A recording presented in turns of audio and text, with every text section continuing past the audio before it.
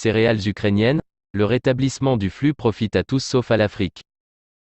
La Russie a dénoncé l'hypocrisie des Européens face à l'accord permettant de soulager les pays pauvres et en développement de la crise des céréales.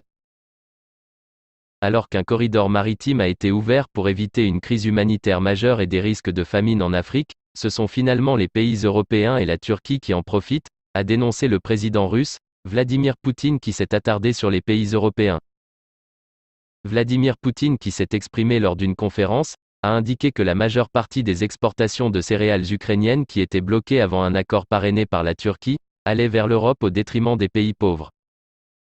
L'accord conclu sous le parrainage de l'ONU et de la Turquie qui gère le flux en mer Noire, précisément dans le Bosphore, devait permettre de libérer les céréales ukrainiennes et russes, surtout le blé pour éviter une crise alimentaire dans les pays dépendant de cette denrée essentielle. Les pays concernés sont les pays africains en particulier nord-africains où la consommation de pain est importante et fait partie des habitudes alimentaires des habitants de la région. Le président en exercice de l'Union africaine Macky Sall, s'était personnellement déplacé en Russie pour demander à Vladimir Poutine de rétablir les envois de céréales et ne pas punir les pays africains qui n'ont aucune relation dans le conflit entre Kiev et Moscou. La conclusion de cet accord signé le 22 juillet après d'âpres négociations, devait permettre à 3 ports ukrainiens de la mer Noire d'écouler les stocks en céréales dans les 120 jours.